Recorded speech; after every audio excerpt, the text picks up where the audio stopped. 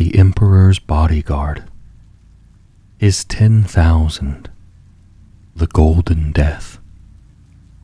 They are his noble emissaries and his pitiless executioners. By their hand are his secrets protected and his vaults guarded. Unswerving in their loyalty and unshakable in their purpose, they are the symbols of the Emperor's unstoppable wrath. For 10,000 years have they stood sentinel over the master of mankind and defended his glorious palace. They are the finest warriors in the Imperium, physically and mentally fashioned to a design none but the Emperor himself can ever truly understand. They are an elevated elite whose raw strength and willpower are insurmountable. Each is highly independent and is an army unto himself. Clad in nigh-on impregnable auramite armor, it is with individually crafted weapons that the Custodians cut down any who threatened the Emperor. For 10,000 years they operated in the galaxy in secret. No more. Now they stride the stars in numbers not seen in millennia. Woe betide those who oppose them. Origins of the Custodians. The Adeptus Custodes have been a part of the Imperium for as long as records exist. They were the Emperor's companions throughout the Great Crusade and before, advising, standing by his side, and protecting him through some of the greatest conflicts in all of human history. The story of their origins is known to few but themselves, and for outsiders, it is all but impossible to learn anything about them. No student of Imperial history knows how far back in time the Adeptus Custodes can trace their origins. Even the oldest and most fragmentary accounts, recovered by Rabute Guillemot's Logos Historica Verita, include quotes that refer to the Emperor being escorted by tall and mighty warriors clad in gold. Debate rages as to when the Emperor first crafted the Custodians. Most agree, however, that he would have inherited vast amounts of knowledge on gene forging from numerous scientist kings and technodemagogues, those that ruled over Terra's disparate tribes during Old Night and the dark periods that followed. Legend has it that the Emperor rose around this time, and, with his unimaginable intellect, was able to make use of accumulated troves of gentomanic lore. It is this, the learned few argue, that allowed the Emperor to make the Custodians. The truth is hidden within crude cave etchings, hieroglyphics, stasis-locked scads of parchment, and gene-sealed tomes no living person can open. These fragments speak of trusted bodyguards and advisors, and great victories won against monstrous beings. Some historians no such texts exist, and are frustrated to no end by the fact that they can never access them. Most are lost or hidden, whether that be on Terra, Mars, or a handful of other worlds.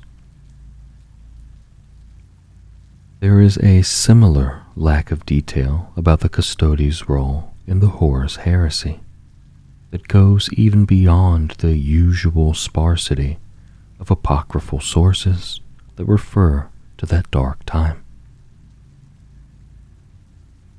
It is thought that the first Custodies leader was a warrior named Trajann Valoris, who disappeared from records after the Horus heresy.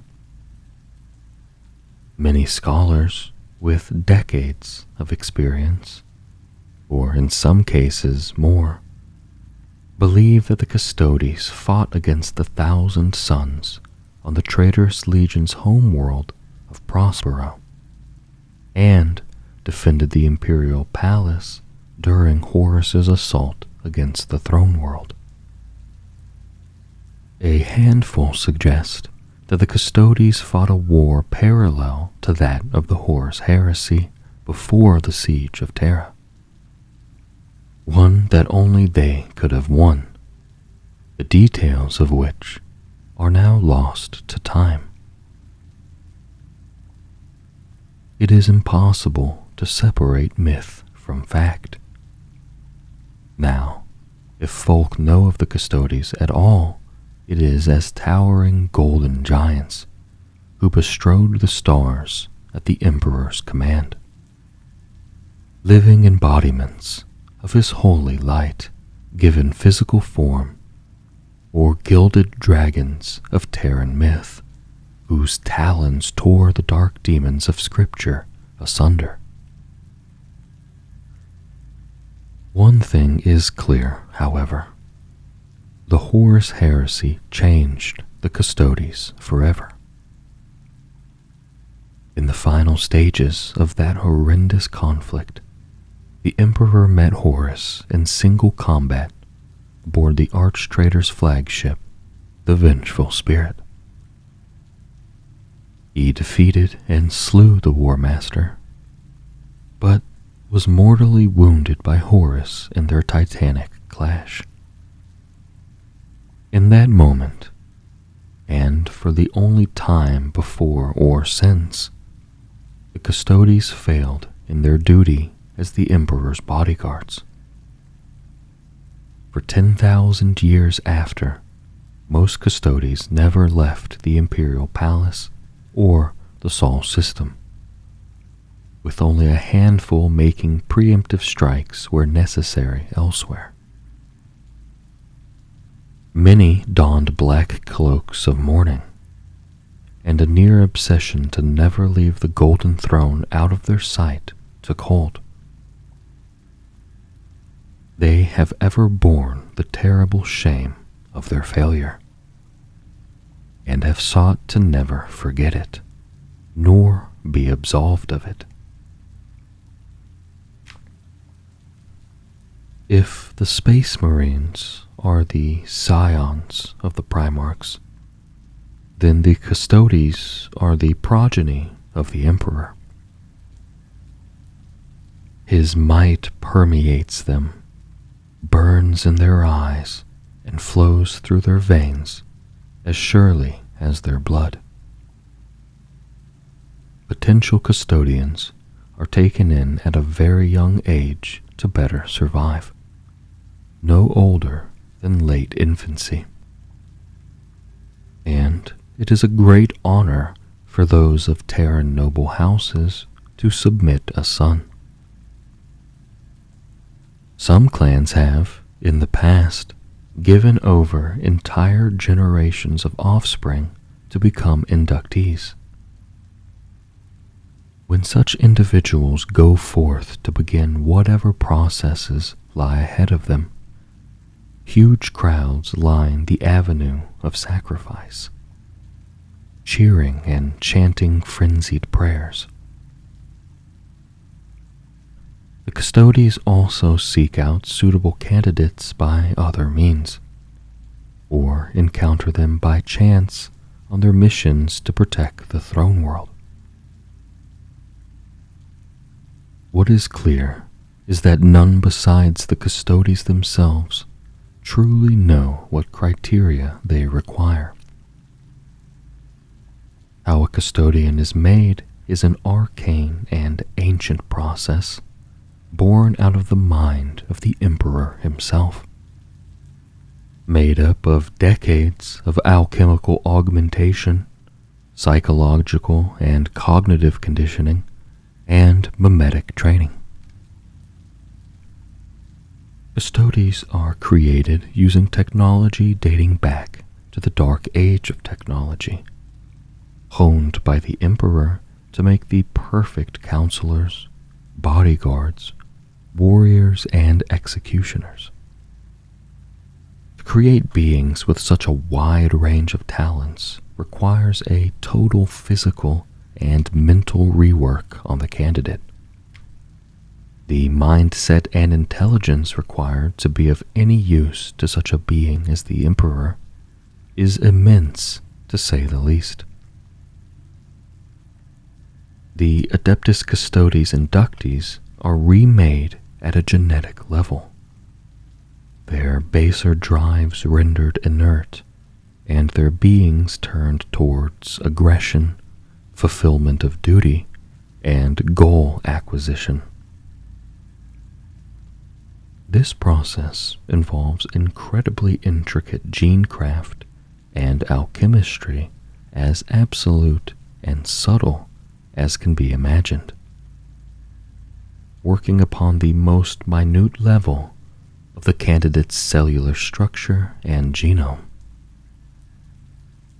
Only the most accomplished chirurgeons and bioalchemists carry out this work, many themselves recipients of enhancements of one kind or another.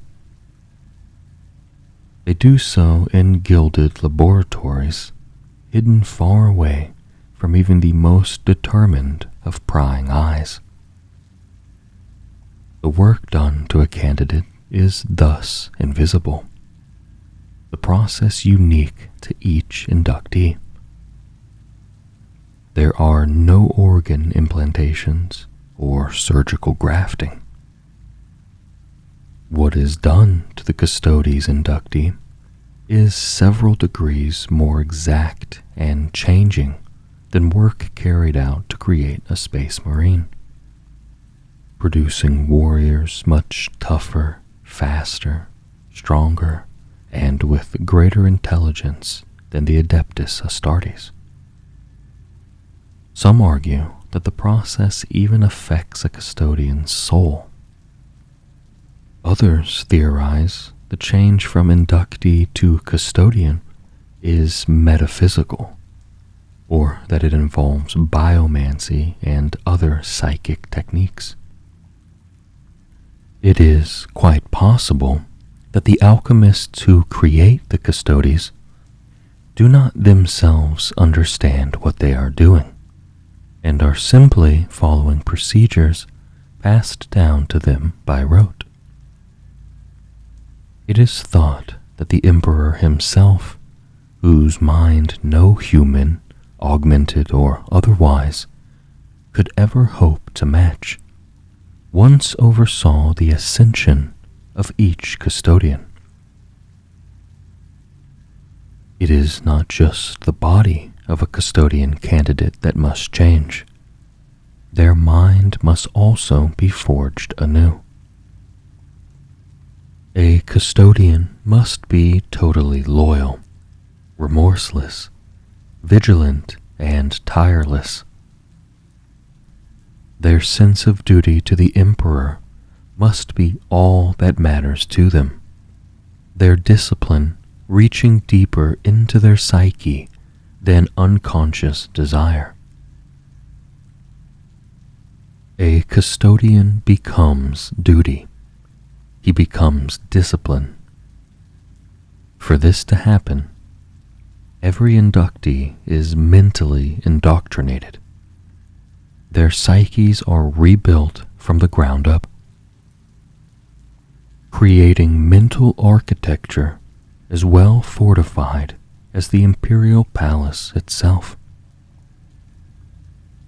They undergo thousands of hours of psycho-conditioning, psychomimetic drilling, and mnemonic training. Information is drilled into their minds at such a punishing rate that some are driven mad. The Custodes candidates' training and inoculation goes beyond the instilling of unstoppable determination. They must learn diplomacy, statecraft, astrogation, interstellar geography, history, philosophy, art, theosophy, artistry, and countless other subjects, all of which they become true masters of. The Emperor once demanded their counsel, and so they have to be versed in any manner of subject that he might consult them on. This ensures that the Custodes retain the enlightenment and perspective commonplace during the Great Crusade. Additionally, the threats to the Emperor are so myriad that they may manifest in any way. A Custodian can trace the most innocent-sounding philosophical question to outright treachery, or foresee how a marauding alien force might grow to threaten Terra, even if it currently terrorizes a remote system at the edge of the galaxy. The Custodes are also aware of truths that no one else in the Imperium has ever learned. They know some of the galaxy's gravest secrets, for they must be able to face down and defeat the darkest terrors of the galaxy. They recognize how far mankind has fallen from the original ideals of the Emperor, of enlightenment and common sense. The inductees learn that many truths cannot be shared, that some would cause wholesale damage to the Emperor's Imperium, as corrupted from his original vision as it has become. Some cannot handle this knowledge, or bear the tragedy of what the human race has descended into since the Horus Heresy, when their forebears failed in their solemn duty. These candidates do not become Custodes, and so through this learning are the unworthy and the weak culled. No outsider knows how long it takes to make a Custodian, or even whether there is some kind of formal process each inductee must follow. With every candidate being genetically distinct, it is quite possible that some need significantly more work than others to fulfill the great vision the Emperor had for his bodyguards. The individuality displayed by each Custodian seems to support such a view. Though the Emperor required unflinching loyalty, it seems clear that he desired the uniqueness of each of his bodyguards to be maintained. Such is the intensity and brutality of the process candidates undergo. Many thousands do not survive. It is of little surprise that the Custodes have become known as the 10,000. The harsh process they go through means it is highly unlikely that their numbers could ever substantially exceed such a figure. That being said, no one outside the Custodes knows the organization's real strength, and it is a fact kept as secret as any in the entire Imperium. With so many Custodes fighting throughout the galaxy now, it is even harder than before to count. It is not impossible that the name 10,000 has been cultivated to deliberately mask the organization's true size, and to help deny that knowledge to any enemy. Those survivors of the induction process that emerge as custodians are changed in every way imaginable. Their minds so altered that they have entirely new personalities. They are rendered physically perfect, and their skills with all kinds of weapons are sublime. Custodians even change their names, choosing those of gods, kings, or heroes drawn from the most ancient texts. With enormously extended lifespans, they do not grow old as humans do, but they can be slain in combat. Members of their own families would not recognize them should they be alive to see what has happened to their son, nephew, or cousin, though many would claim they could out of pride. Each custodian is blessed with protections that leave them less vulnerable to the powers of both the Psyker and the Null, making them perfectly suited to fight alongside the Sisters of Silence.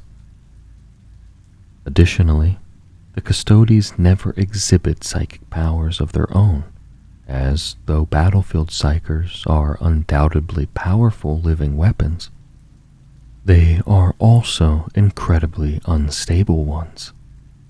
Their minds are prone to invasion by warp entities, and this is a danger no custodian will ever face. It appears that the Emperor wished for no chink in the defenses of his bodyguards, thus granting them no gift of psychic ability.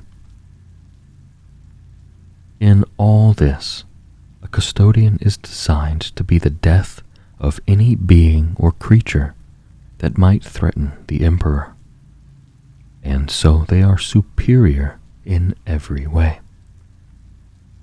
As comparable to a space marine as a space marine is to an unaugmented human. They are the greatest mankind has to offer, though few can say for sure if they are human any longer.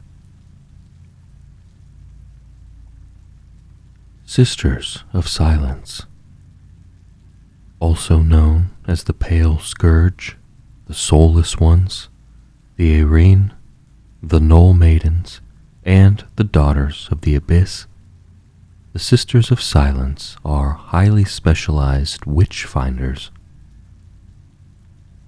They are experts in hunting down rogue psychers, dangerous warlocks, and depraved sorcerers, both human and alien. Their remit to hunt down magi and witches ensures that they are constantly at war, for these nefarious foes dwell everywhere. Hardened warriors all, they pronounce the Emperor's judgment with bolt, flame, and blade. Every member of the Silent Sisterhood has the pariah gene, and is thus what the Imperium refers to as a pariah, null, or blank. 1 in a trillion, pariahs appear to have no presence in the warp. They are, for all intents and purposes, soulless.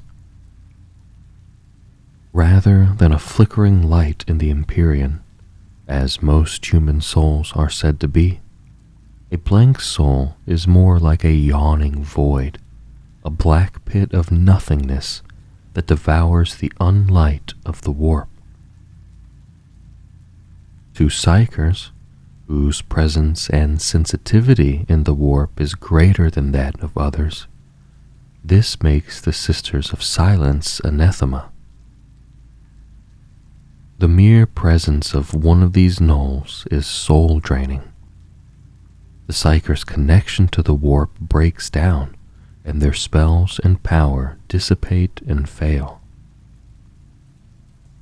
In real space, being soulless does not make a blank some kind of harmless automaton. Instead, they have a tangible effect on others.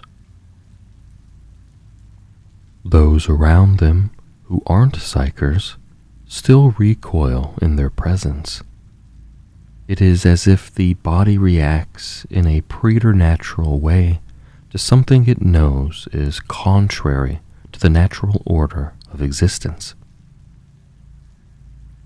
This effect makes the Sisters of Silence feared on an instinctive level, and gives them enormous advantages in both battle and interrogation, though it is made difficult for them to secure allies in the Imperium's endless internal political squabbles. The origins of the Sisters of Silence are even more mysterious than those of the Custodians. Some scholars contend that the Emperor, being such a powerful psychic being, would never have initiated the creation of a warrior order of gnolls. Others argue that only a being with his foresight and wisdom could have done such a thing. All sources are fragmentary at best, and often quote distant and lost works. Most of the Silent Sisterhood's early achievements, if any record was made in the first place, are now forgotten or dismissed as apocrypha, though the limited sources agree that the Sisters had access to areas only the Emperor and the Custodes could enter. Regardless of their origins, it seems obvious that the purpose of the Silent Sisterhood's formation was to hunt down and capture, or eliminate, Psykers of all kinds throughout the Imperium. They have been nominally a part of the Adeptus Astra Telepathica for all of their existence, though in practice have always had a significant autonomy from this organization. The Sisters of Silence see to their own recruitment, finding the strongest blanks on their own missions or being given them by rogue traders and other shady operatives. Even such strong-willed individuals seek to dispose of blanks as quickly as possible. These novices are subjected to the harshest training regimens and tests of loyalty. They take the vow of tranquility upon completion of their training, in which they swear eternal duty and silence. None doubt the Silent Sisterhood played a role in the Horror's heresy, and what sources remain often obliquely allude to them fighting alongside the Emperor's Custodians. What is clear is that they fell from grace in that terrible conflict's aftermath. Their numbers were much reduced by the fighting, and many of those that survived were scattered or lost. Without the Emperor to support them, and with the Custodians looking inward after their failure to protect the Master of Mankind, the natural aversion many felt towards blanks led the Sisters' political enemies to drive them out of positions of influence. With their numbers so depleted and spread out, they lacked the strength to assert themselves against the growing power of the ecclesiarchy, which argued that soulless creatures could not possibly have faith. For years, Many of those who had been aware of the Silent Sisterhood's existence believed the order to have been disbanded. They were wrong. The Hallowed Vaults. The Talons of the Emperor have permission to access gene-sealed vaults and adamantine-shielded archive bunkers deep beneath the Himalaic shelf that are closed to all others. To protect them is just one of the many responsibilities held by these ancient and esoteric orders. Their duties are varied, specialized, and fathomless in their complexity. Should they fail, the consequences for the Imperium would be beyond disastrous. Thus, they are never allowed a moment of laxity or introspection. The most learned of Imperial historians cannot even imagine what treasures and horrors are kept within the Imperial Palace's vaults, archives, and jails. There are more chambers and cells than anyone can name, and much of what lies therein is so dreadful that they could bring about the fall of humanity, or shatter the sanity of any unaugmented human that learned of them.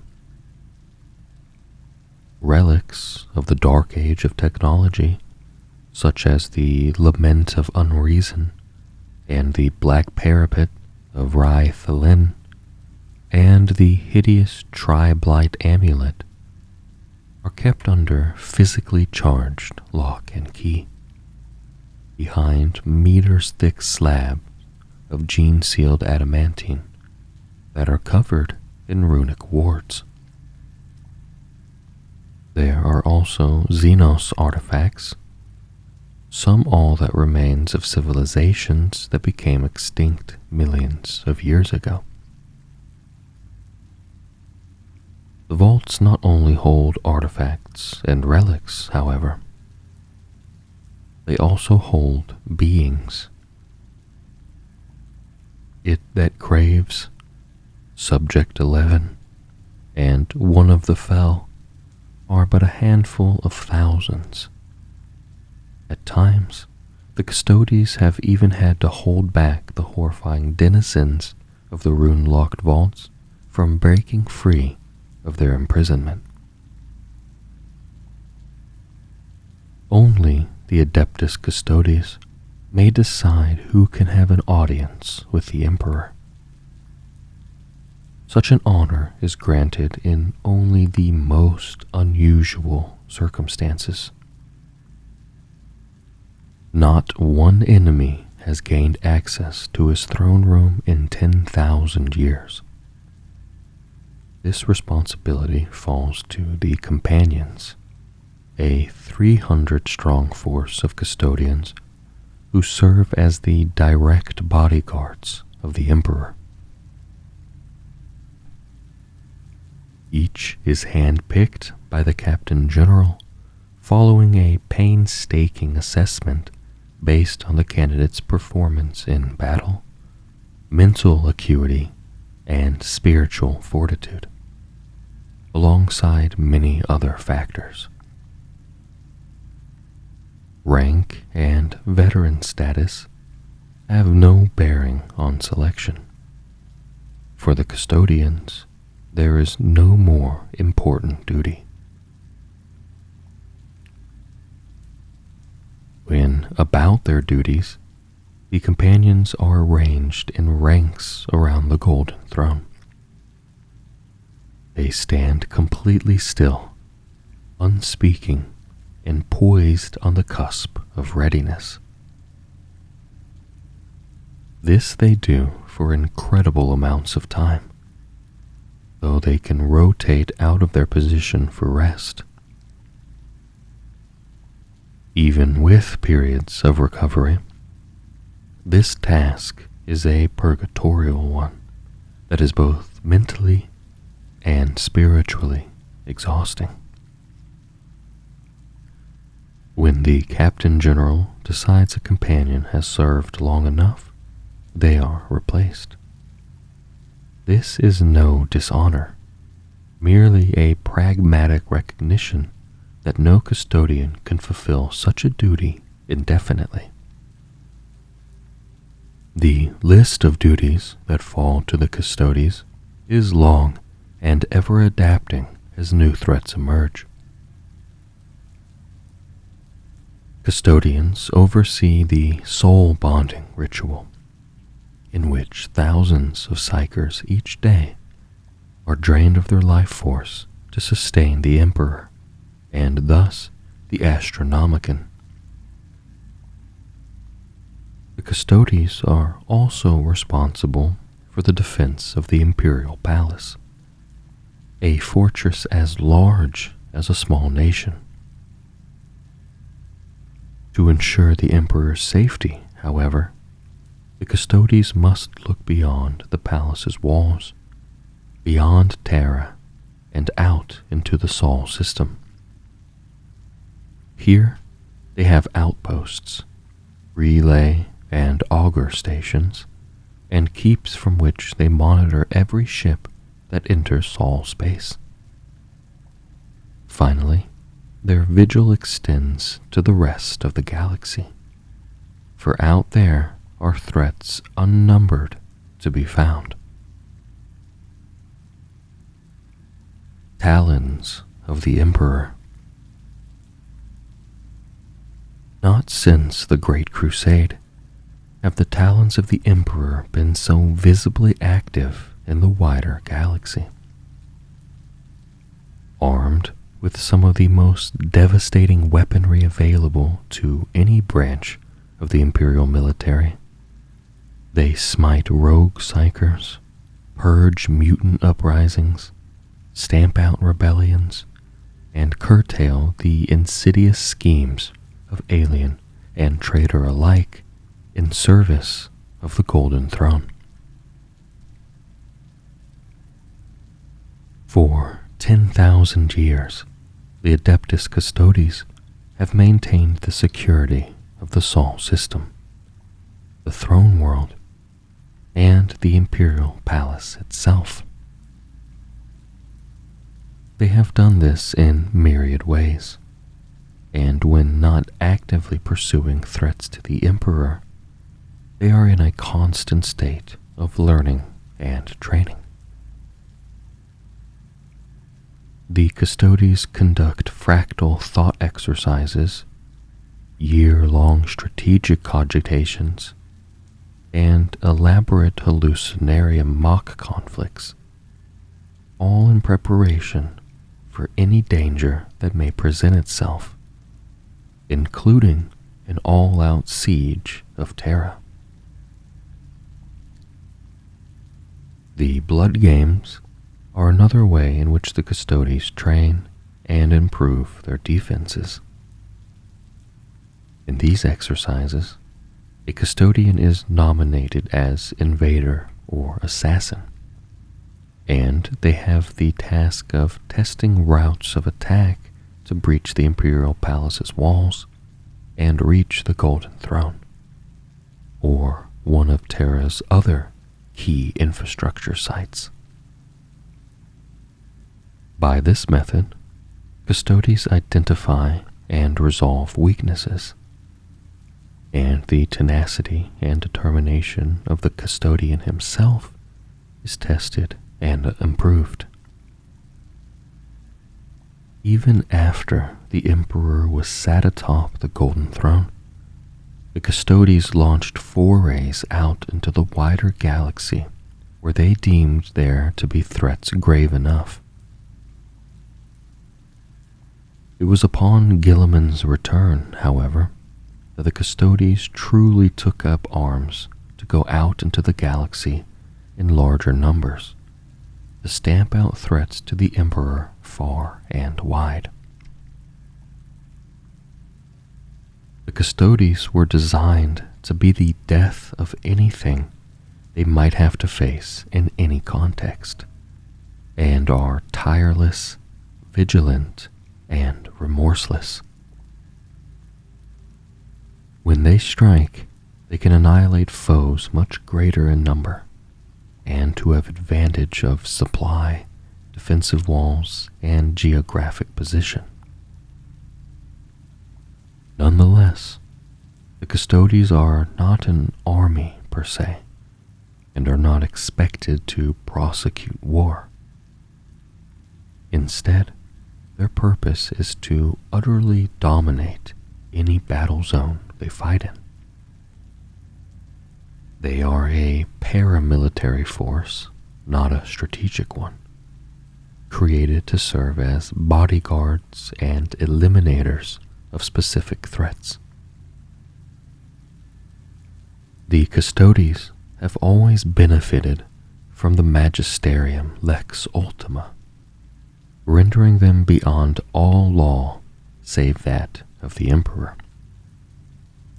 Thanks to this, they can draw upon every facet of the Imperium's military, and it is this they use to command any vessel they require to traverse the stars, or to serve any other purpose they deem necessary.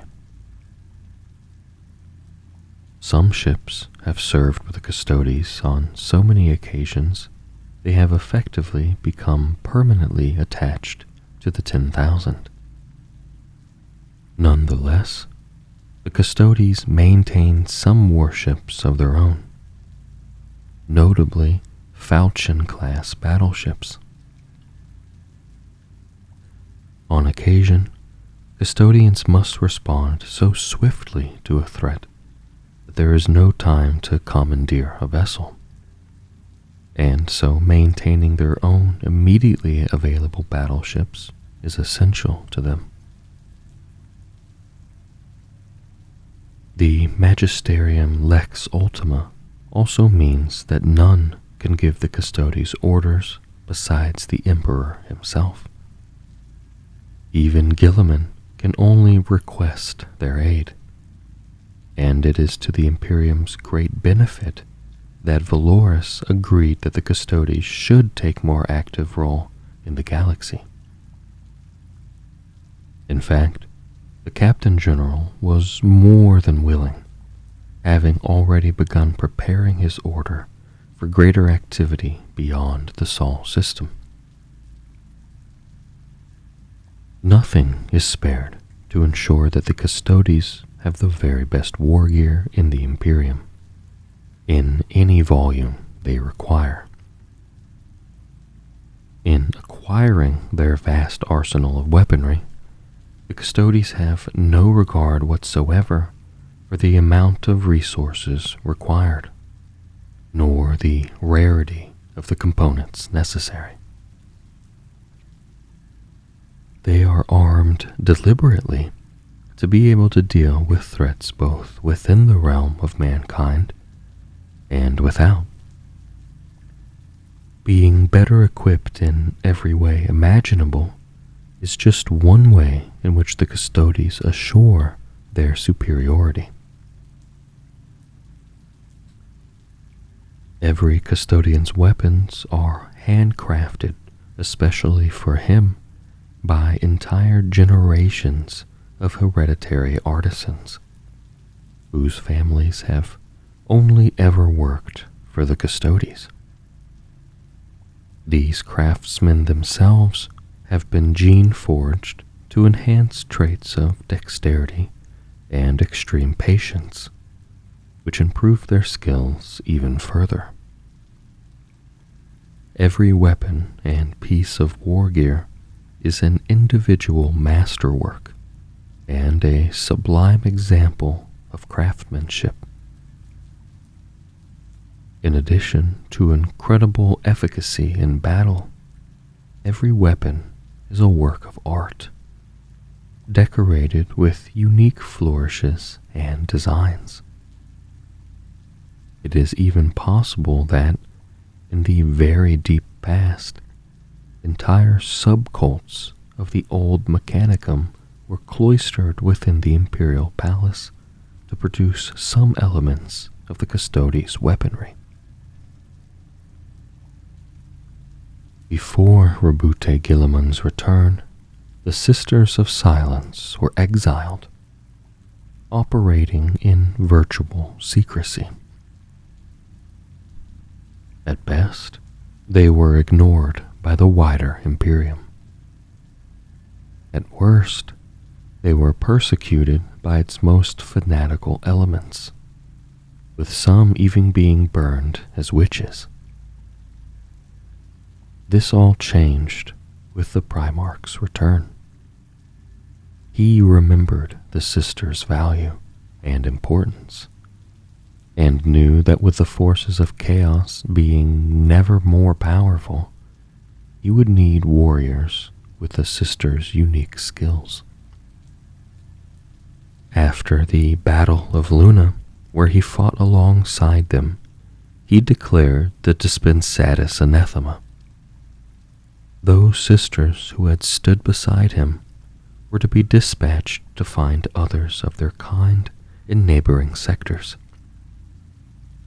Many of those they discovered came to Terra, their collective sense of duty still strong. Guilliman ordered the restoration of the Somnus Citadel on Luna, the sisters' ancient fortress that had been abandoned during the Horus Heresy and had since fallen into ruin. He also appointed Sister Asurima, one of the convent on the planet Elax, as sister commander of the entire Silent Sisterhood. She is vowed to grow her ranks, as well as never let her order's power be weakened by other imperial bodies. There is much work to be done in this regard, as new prison fortresses are built for the ever-swelling numbers of psychers claimed by the Great Tithe, and old and abandoned keeps that the sisters once managed are restored. This has not been easy. Even with Guilliman's support, the sisters' old enemies, the Ecclesiarchy, to name one, have not gone away, and are very concerned with the Silent Sisterhood's sudden renaissance. The Sisters of Silence have played a significant role in the Indominus Crusade, with a portion of their number joining every fleet. Their strange powers, which they can project if circumstances demand, calm the tumultuous energies of the warp. Their ships race to relieve worlds beleaguered by the threat of the Psyker, and the sisters' increased activity in the galaxy has led to the slaughter of countless warlocks and witches, both traitor and alien alike. As the number of the Psychers seems to have grown, the Sisters of Silence have come into their own. They are immune to empiric power. Their minds cannot be taken over, their bodies cannot be possessed, and their perceptions cannot be altered by psychic influence. Many sisters fight alongside the Adeptus Custodes of the Torchbearer fleets, rapidly moving forces whose sole purpose is to seek out Space Marine chapters and give them the secrets of Belisarius Call's Primaris technology. The Silent Sisterhood is quickly earning a reputation for indispensability amongst Imperial command.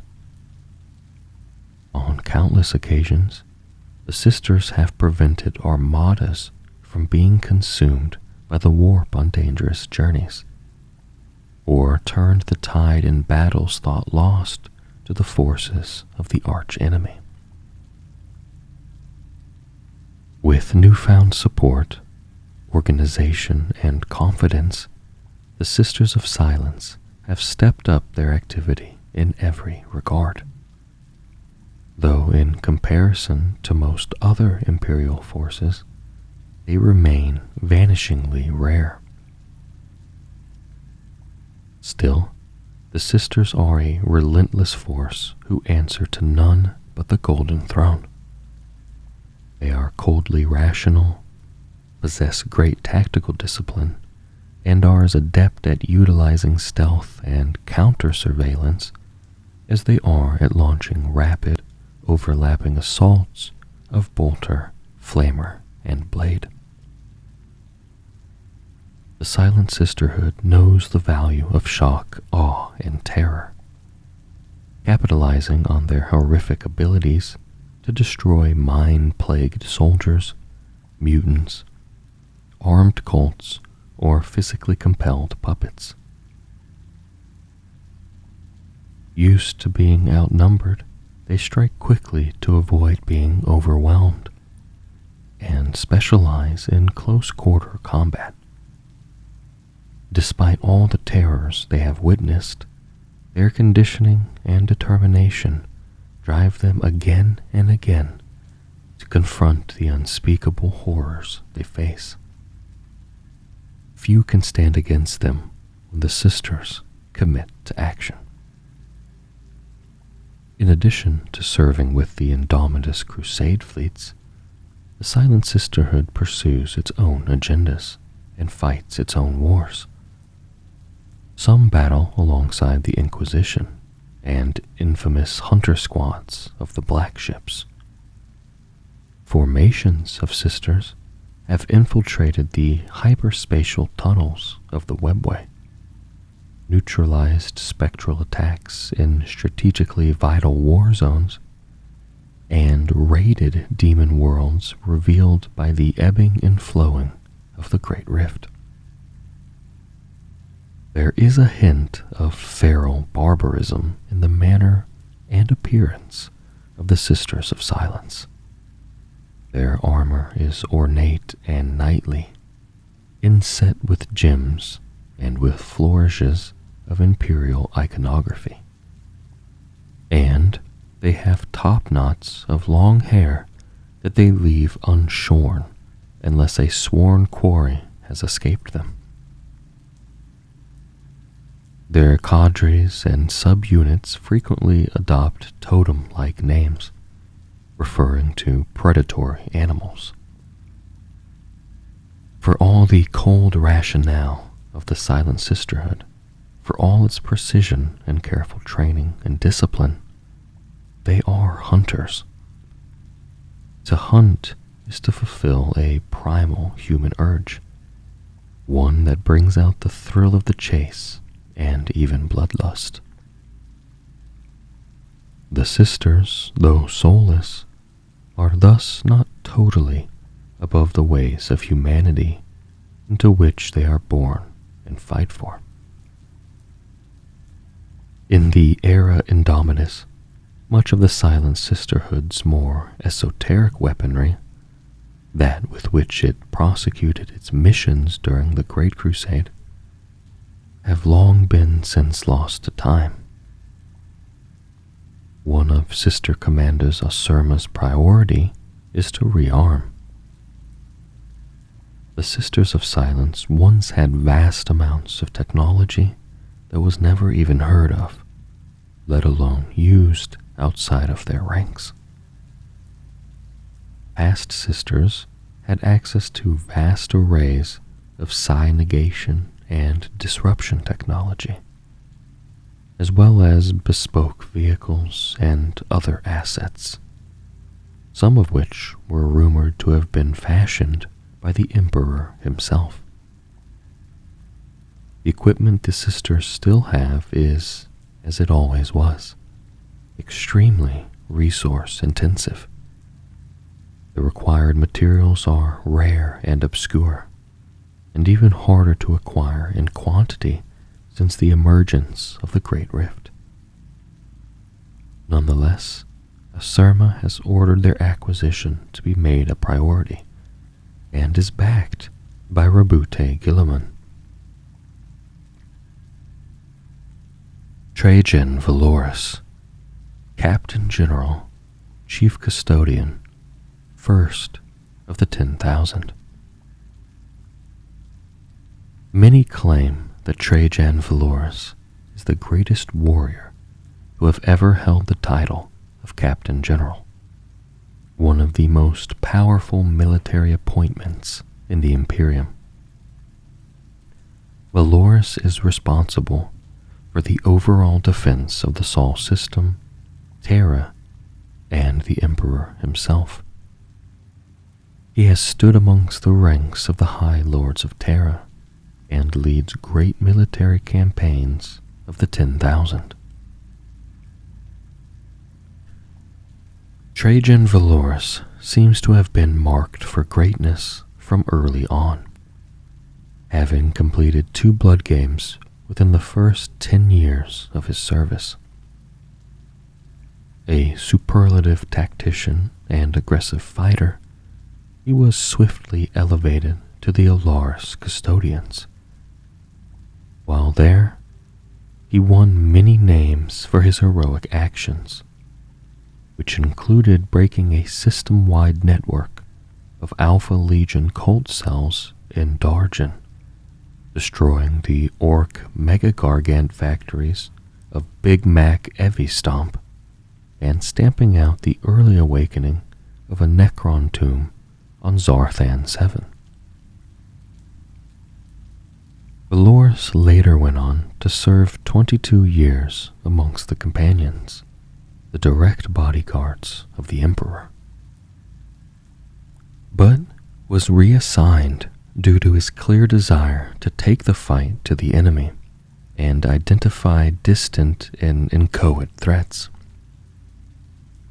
Shortly after, he was promoted to Shield Captain and spent centuries leading sorties from Terra.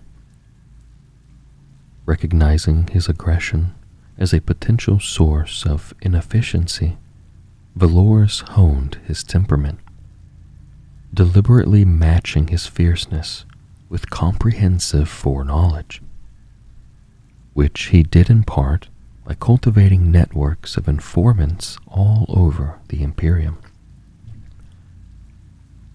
He became known for observing his enemies carefully, predicting their movements, and launching a decisive blow, always attacking at the optimum time and place.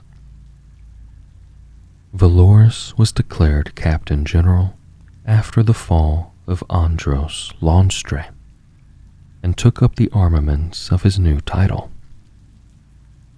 These include the huge polearm known as the Watcher's Axe, and the Castellan Plate, a suit of armor incorporating an auramite halo and a cloak made of woven adamantine thread, which flows like cloth but can turn aside blast and blade alike.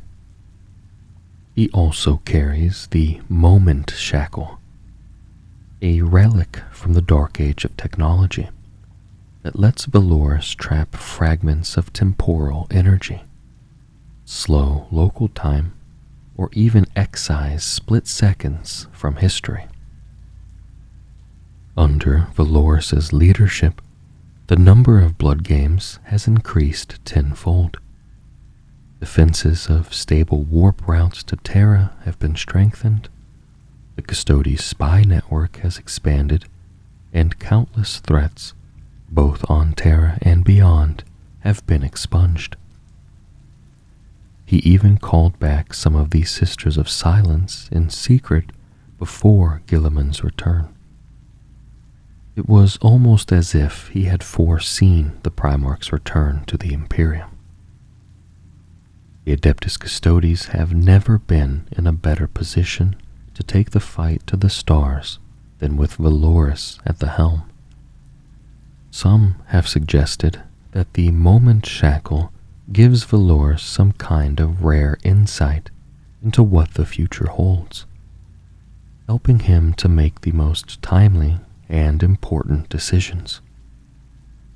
Regardless of the truth, his incredible leadership, Martial and decision-making qualities make him an ideal leader for the Adeptus Custodes in the era Indominus.